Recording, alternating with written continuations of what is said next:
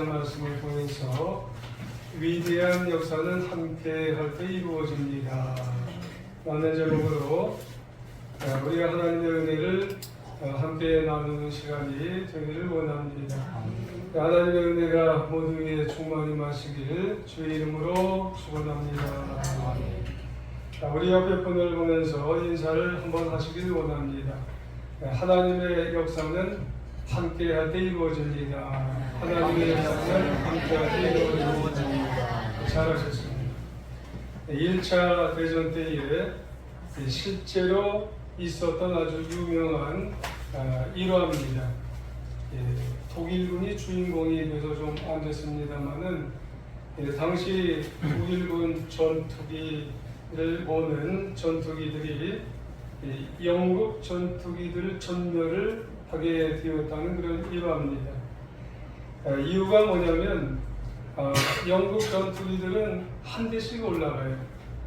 그래서 공중전을 펼치게 되는데 독일군 전투기는 꼭 두 대씩 편대를 이루어서 이제 공중에 올라가서 공중전을 임하게 되기 때문에 독일군이 꼭 이기게 되는 거예요.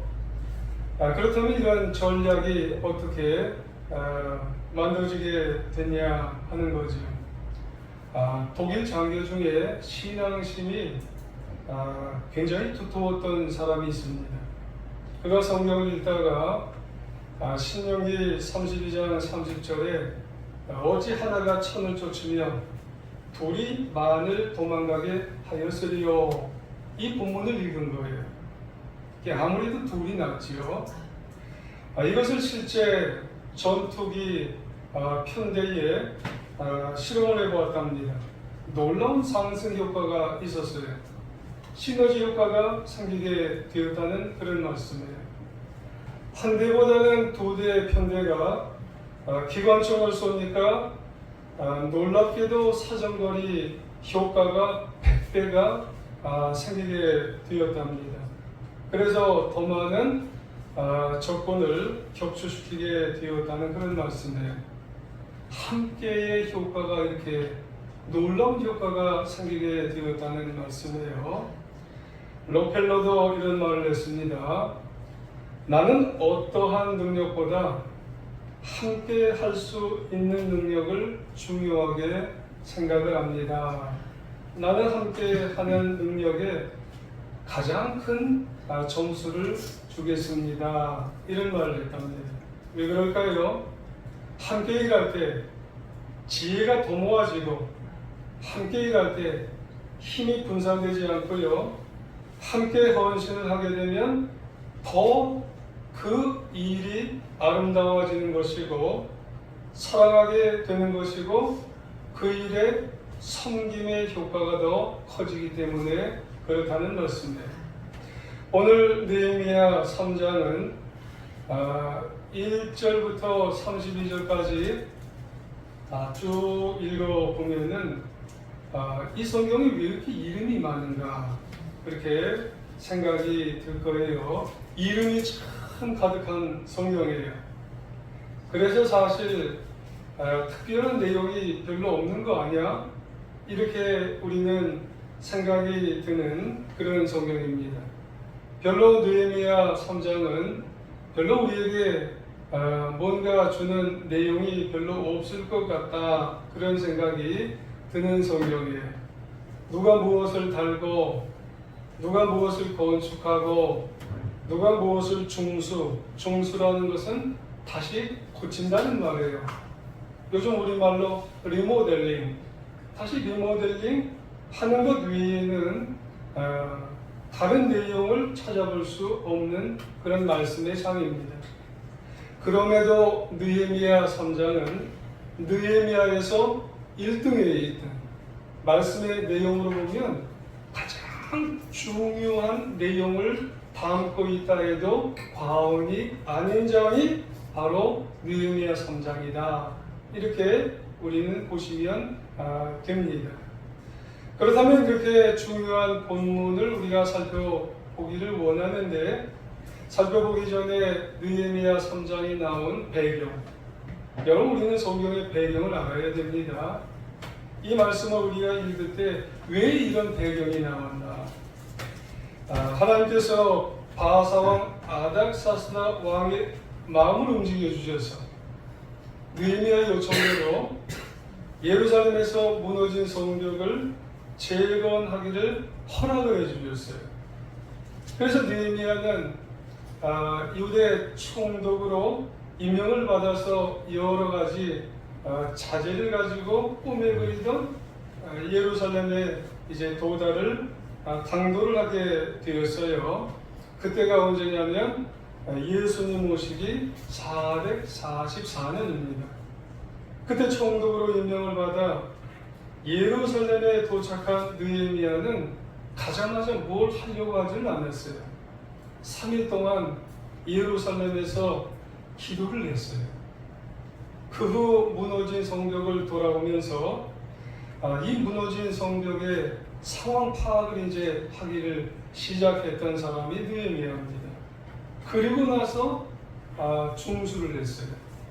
다시 성벽의 재건을 시작을 하게 되었어요. 그리고 오늘 본문이 3장이지만 느헤미야 6장 15절을 참고해 보시면 엘루월 25일에 끝나게 됩니다. 52일 만이에요. 성벽 건축을 시작한 지 52일 만에 성벽, 예루살렘 성벽이 끝나게 되었다는 말씀이에요. 여러분, 여기도 의미가 있지요. 이미 예루살렘 성은 몇 년에 망했냐면은 예수님 오시기 586년에 바벨론 느부갓네살 왕에 의해서 예루살렘 성은 무너졌어요. 성이 다 불살라버렸어요. 불타버렸어요. 여러분, 586년에서 446, 4를 빼면은 몇 년이 나오나요? 142년이에요. 142년 동안 예루살렘 성벽은 다 휘파가 된 거예요.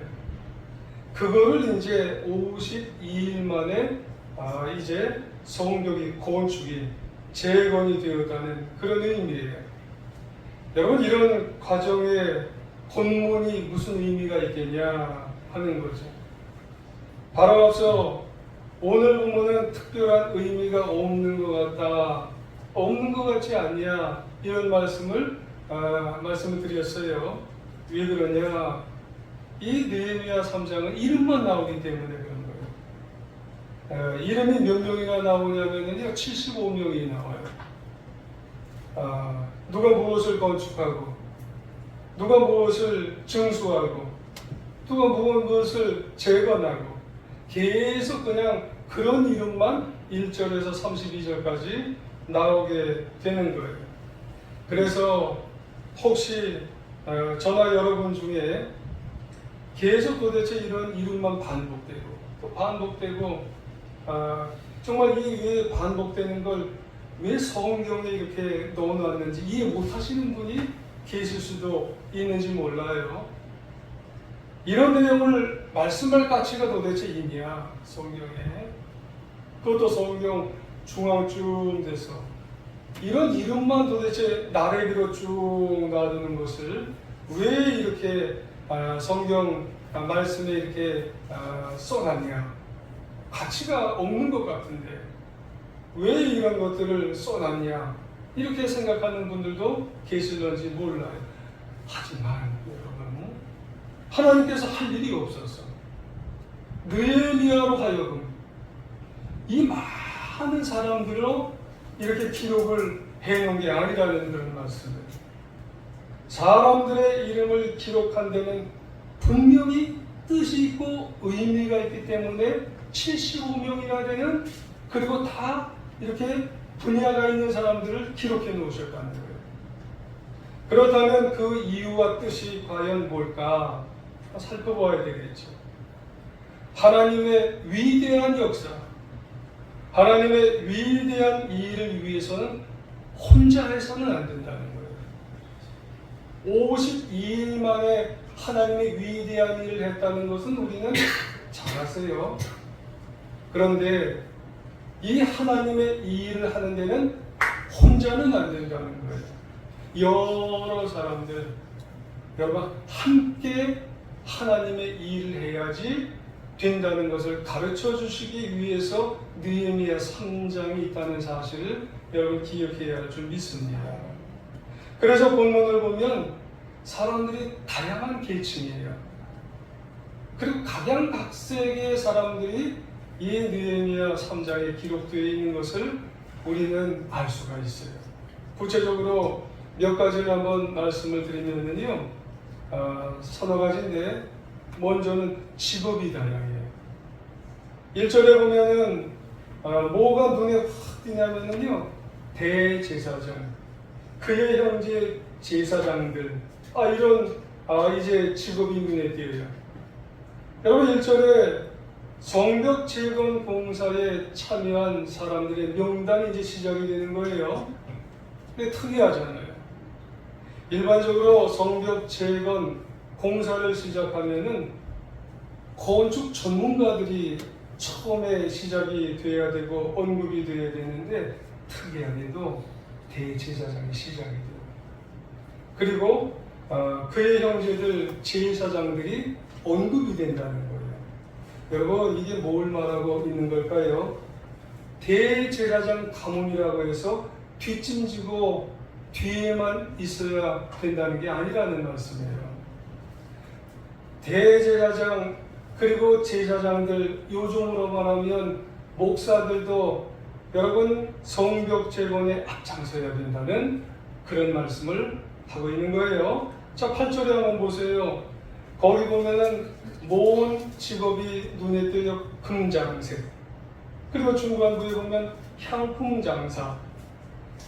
여기 금장색은 요즘으로 말하면 세공업자입니다.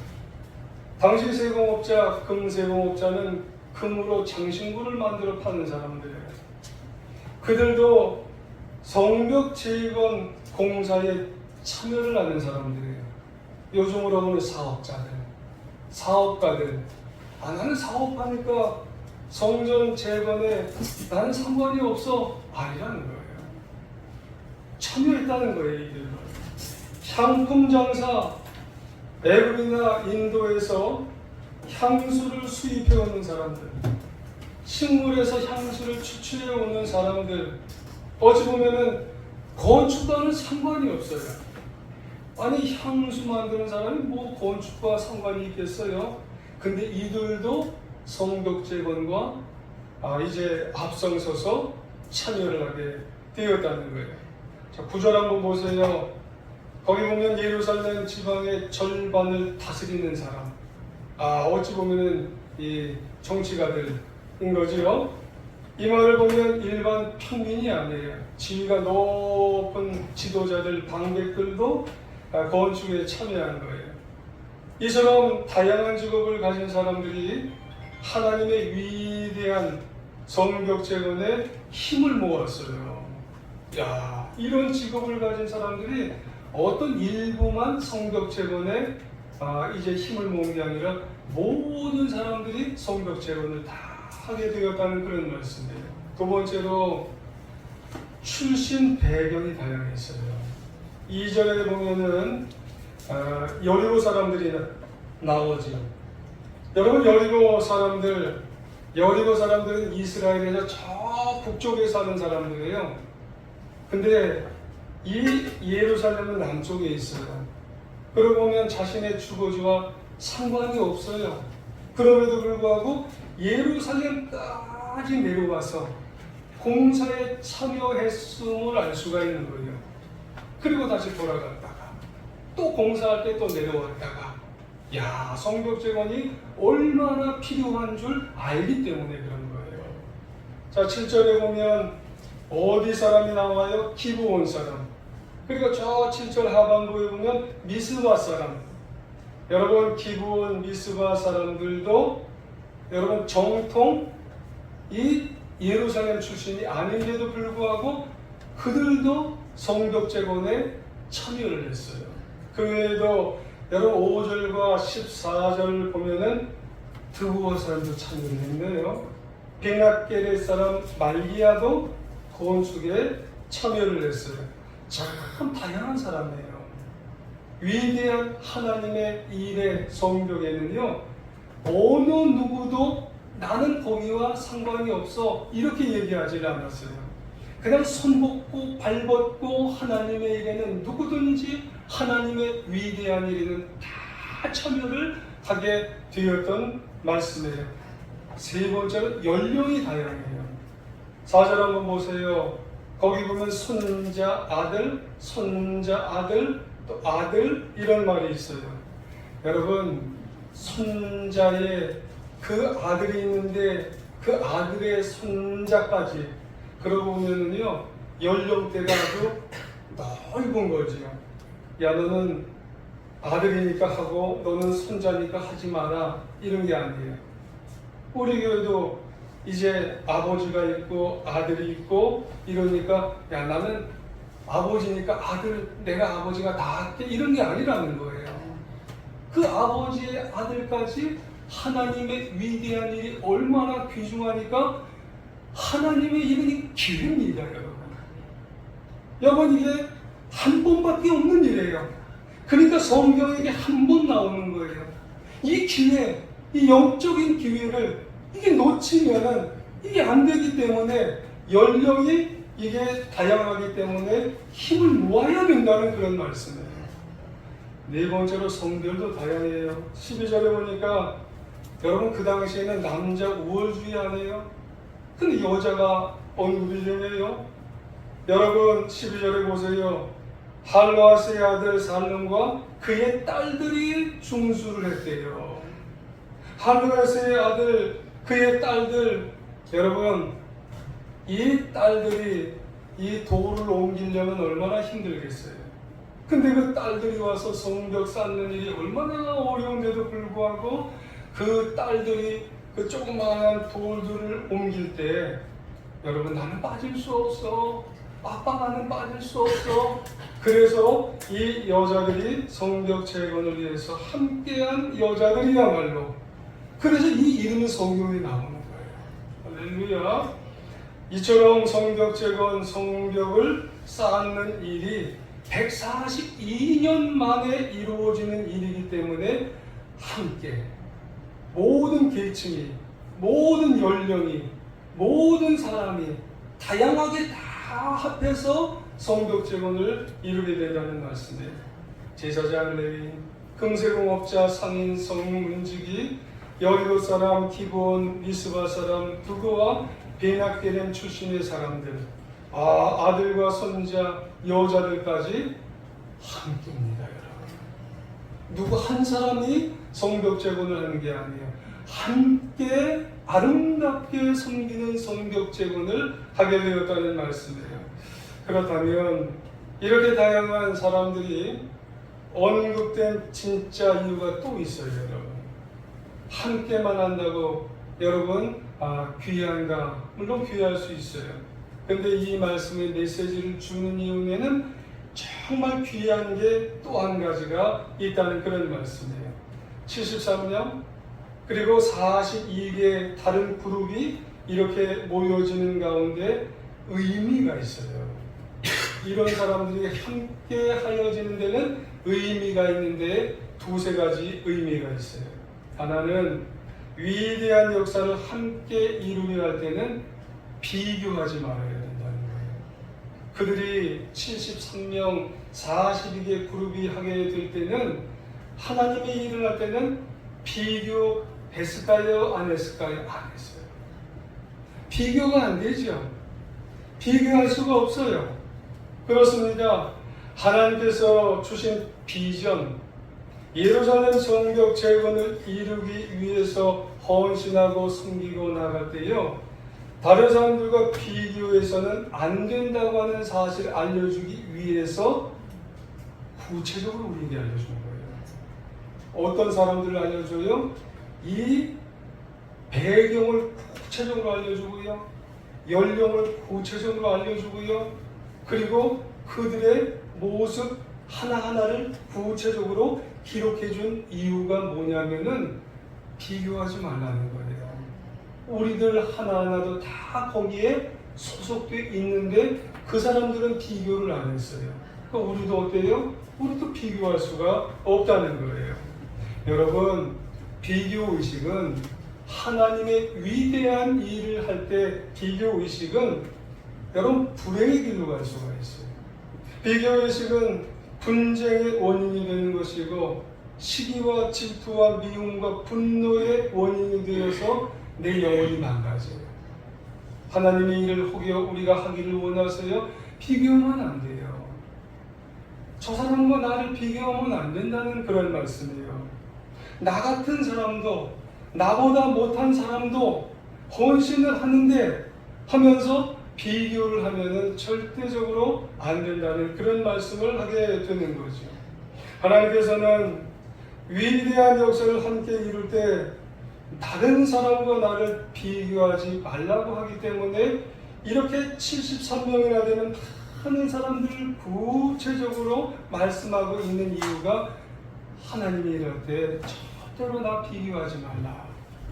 고린도후서 10장 12절 하반부에 보면 우리가 마음이 와닿는 구절이 있어요. 그들이 자기로서 자기를 해하려고 자기로서 자기를 비교하려고 하니 지혜가 없대요. 스스로 비교하고 스스로 등급을 매기고 스스로 경쟁하는 자들은 위대한 일의 핵심을 놓치는 자들이라고 그렇게 말씀을 해요. 갈라디아서 6장 4절 이하에 보면은 현대인의 성경으로 이렇게 말합니다. 각자 자기 행위를 살펴보래요. 내가 하나님의 일을 하면서 내 삶의 모습을 살펴보래요. 그러면 남과 비교하지 않고도 자기 자신이 한 일을 자랑스럽게 여기며 하나님께 영광을 돌리게 된다고 하는 그런 말씀입니다. 하나님의 일을, 위대한 일을 하면서 하나님만 바라보면서 하나님께 영광을 돌리며 살아가야 된다는 그런 말씀이에요. 그래서 오늘 본문 14절을 보시면 14절을 한번 같이 한번 읽어볼까요? 시작. 분노는 베냐겔은 지방을 다스리는 레갑의 아들 마리아가 중수하여 문을 세우며 문짝을 달고 자물쇠와 빗장을 갖추었고 아멘. 그래요. 아니 말기야가 지금 어떤 일을 하는 줄 아세요? 분문 만들어요. 분문. 여러분 분문이 무슨 문인 줄 아세요? 똥문이 똥문. 근데도 다른 사람들은 다 좋은 거 만드는데 이 말기야가 느헤미야한테 가서 뭐라고 하는 줄 아세요? 느헤미야요. 다른 사람은 다 좋은 문 만드는데 왜 우리 집안은 똥문 만들어요? 얘기하지 않아요. 비교하지도 않아요. 느헤미야요. 나도 양문 만들고 싶어요. 나도 마문 만들고 싶어요. 나도 세문 만들고 싶어요. 여러분 그렇게 불평불만하지 않아요. 비교하지 않아요. 위대한 일에는 비교하지 않는 거예요. 하나님이 나를 바라보는 그 모습을 보니까 절대로 내 마음에 그 우러나오는 것을 보면서 그러니까 절대로 비교하지 않고 하나님만 나를 바라보는 것을 통해서 영광을 돌려요. 똥문 만들어도 좋아요. 분문 만들어도 좋다는 그런 말씀이에요. 여러분 달란트 비유 아시잖아요. 주님께서는 주님의 일을 했을 때 2달란트 남겼든지 5달란트 남겼든지 그 사람들을 절대로 차별을 하지 않고 똑같이 축복을 해 주셨어요. 그 가운데 뭐가 있는 줄 아세요? 비교가 없어요. 주님은 비교하지 않습니다. 그렇습니다. 내게 맡겨진 일이 빛나는 일인지 빛이 나는 일이 아니든지 눈에 띄는 일이든지 눈에 띄는 일이 아니든지 여러분 말기야처럼 내 일에 최선을 다해서 하나님의 위대한 일에 동참을 할 수 있는 하나님의 자녀가 되어야 할 줄 믿습니다. 그때 큰 복을 주시는 거예요. 그때 하나님의 놀라운 역사가 있는 줄 여러분 기억하시기를 원합니다. 또 한 가지 위대한 역사를 함께 하기를 원할 때는 조화가 되어야 돼요. 서로 다른 사람과 조화가 되어야 하는 겁니다. 그래서 세세하게 다른 사람과 어울림, 하모니를 언급하게 되어진다는 말씀이에요. 르네상스 시대 때 천재 화가 한 명이 있는데, 조각가도 되는데, 레오나르도 다빈치가 있어요. 한 사람이 레오나르도 다빈치에게 와서 당신은 수많은 그림을 그렸는데 가장 어렵게 그린 그림이 뭡니까? 그렇게 얘기를 했어요. 이 다빈치가 잠깐 생각을 하더니 저는 해질녘에 들판에 드리워진 노을을 그리는 게 가장 어렵답니다. 그래서 그가 다시 물어봤어요. 왜 노을을 그리는 게 가장 어렵습니까? 그렇게 물어봤어요. 다시 되물어봤어요. 다빈치가 이렇게 대답을 했답니다. 저녁에 빛과 어둠이 공존하기 때문에 그렇답니다. 빛만 있으면 그리기 쉽고 아예 어둠만 있으면 또 그리기 쉽답니다. 근데 빛과 어둠이 조화를 그리기가 참 이게 쉽지가 않다고 하는 그런 말씀이에요. 여러분, 사람이 좋아한다는 게 이게 참 이게 어렵다는 거예요. 여러분, 조화를 이룬다는 것 여러분 쉽지 않지만 한 공동체에서 조화가 이루어질 때 하나님께 가장 영광이 된다는 그런 말씀이에요. 이 영적인 원리, 우리 모두가 위대한 하나님의 역사를 만들어가는데 가장 중요하다는 사실을 여러분 기억하셔야 될 줄 믿습니다. 하나님의 이름이 혼자 안 돼요. 어떤 분이 잘한다고 그분 혼자 절대로 하나님의 일은 되어지지를 않습니다. 서로 연합하셔야 돼요. 서로 협력하시고 서로 조화를 이루셔야 된다는 말씀이에요. 그래서 이제 오늘 본문에 보면 가장 많이 나오는 그런 말이 뭔 줄 아세요? 그 다음은 이 말입니다. 2절 보면 그 다음은 4절 보면 그 다음은 여러분 그 다음은 계속해서 그 다음은 이 75명이나 되는 사람이 따로따로 그 다음은 외치는 게 아닙니다. 조화를 한다는 거예요. 누가 하시니까 그 다음은 내가 하겠습니다. 그 다음은 제가 하겠습니다. 그 다음은 제가 하겠습니다. 이게 조화가 이루어지고 조화가 어우러진다는 그런 말씀이에요. 며칠 동안요? 52일 동안. 여러분 52일 동안 아름다운 재건을 이룰 수 있는 게 이 그 다음은 제가 하겠어요. 그 다음은 제가 하겠어요. 여러분 불화가 이루어지지 않고 이 조화로움이 이루어져서 아름다운 하나님의 위대한 역사가 이루어져 나가게 되어진다는 그런 말씀인 줄 여러분 기억하시길 원합니다. 능력이 좀 모자라도 괜찮으세요. 교회를 섬기다 보면 재정적으로 누가 좀 섬길 수도 있고 누가 좀 덜 섬기실 수도 있어요.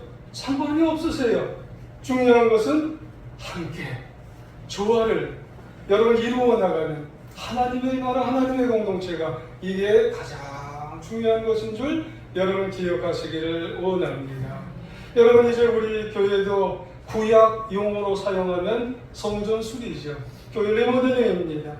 한마디로 하나님의 위대한 역사를 우리도 이루기를 원하세요.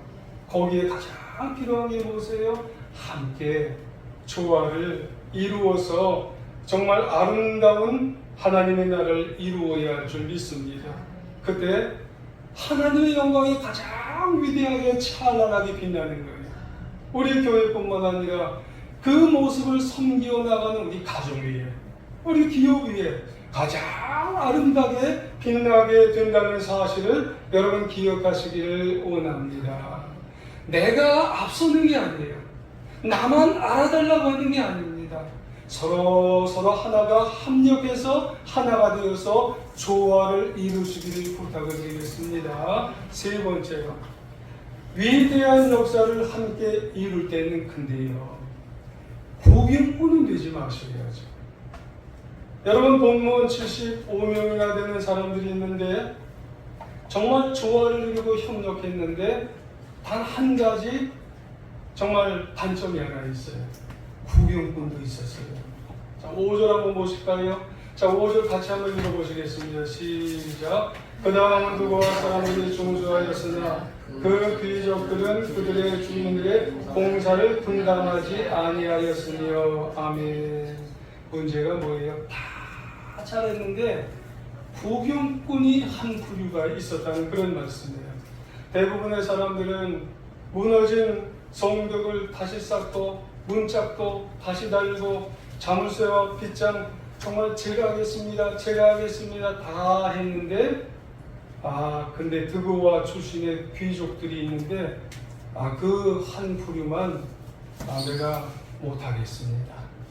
여러분 여기서 할 수 있는 게 뭐예요?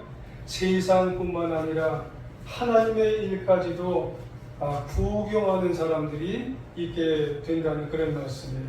질문 하나 드릴까요? 그럼 나는 어떤 부류인가? 드고와 출신의 귀족들처럼 부경만 하는 그런 사람들은 아닌가? 여러분 힘들고 어렵지만 성벽 재건 공사를 참여했던 75명처럼 부경꾼은 되지 마요.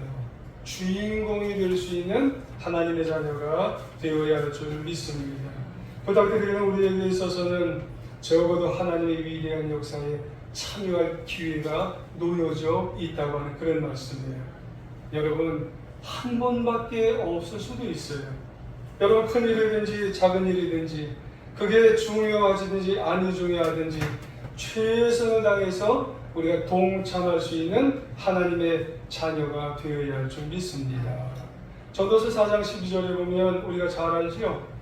한 사람이면 패하겠거니와 두 사람이면 맞설 수 있나니 세 겹줄은 쉽게 끊어지지 않느니라. 할렐루야. 혼자서는 어찌 보면 패할 수 있어요.